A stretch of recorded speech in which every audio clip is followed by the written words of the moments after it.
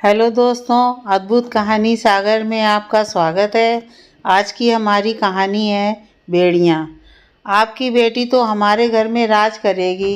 वो चाहे तो अपनी पढ़ाई भी पूरी कर सकती है। पढ़ते समय कोई उसे किसी काम के लिए नहीं कहेगा, बल्कि उसे पानी भी वहीं बैठे मिलेगा।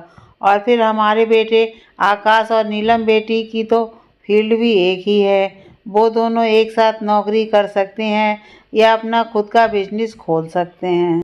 वैसे भी आकाश एक कंपनी बना रहा है, उसमें नीलम बेटी को भी डायरेक्टर बना देंगे।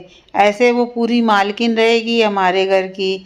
भीष्म जी ने हंसते हुए नीलम के पिता से कहा तो वो भाव विभोर हो गए। अब तक जितने भी लड़के देखे थे, सबने कुछ न कुछ शर्त रखी थी, इसलिए भीष्म जी की बातें सुनकर अपनी बेटी का भविष्य उज्जवल दिखाई दिया और नीलम और आकाश का रिश्ता तय हो गया।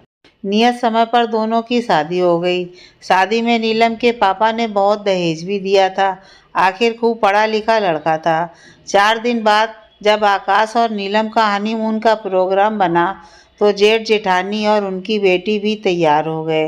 नीलम ने आकाश की तरफ देखा तो आकाश के कुछ बोलने से पहले ही भीष्म जी बोले, बेटा तुम दोनों अकेले वहाँ अनजान शहर में परेशान हो जाओगे, इसलिए तुम्हारे जेठ जेठानी साथ जा रहे हैं। नीलम क्या बोलती।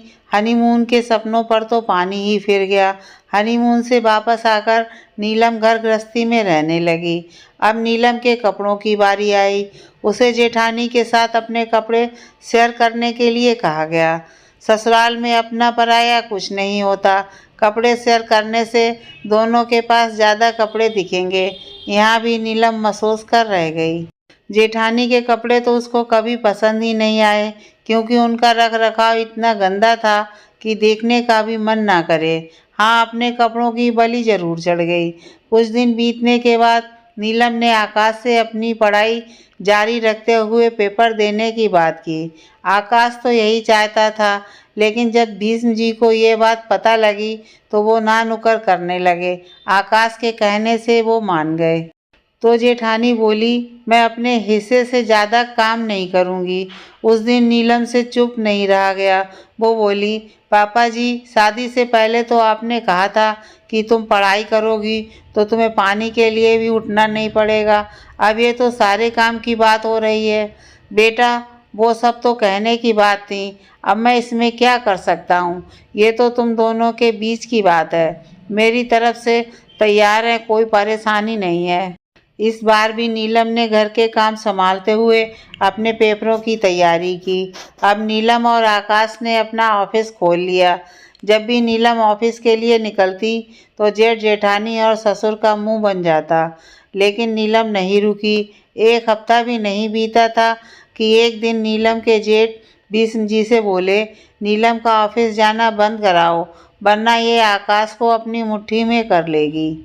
इसको थोड़ा बांध कर रखो, ये बहुत उड़ रही है। उसी दिन भीष्म जी ने नीलम को बुलाया और बोले, बहू तुम रोज ऑफिस चली जाती हो, पीछे सारे काम अकेले निशा को करने पड़ते हैं।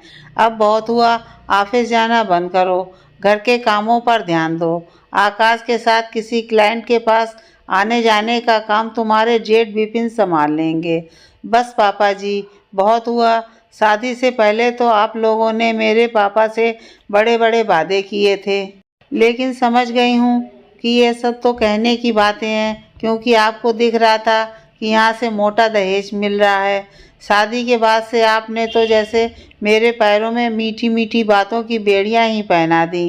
पहले तो अकेले में होने वाली परेशानी का हवाला देकर हनीमून के सपनों पर पानी फेर दिया। फिर कभी अपना पराया ना करने का हवाला दे दिया। पढ़ाई करने बैठी तो घर के सारे काम और जिम्मेदारियों की बेड़ियां पहना दी। अब ऑफिस जाना शुरू किया तो आपने कह दिया कि मेरी जगह जेठ जी चले जाएंगे।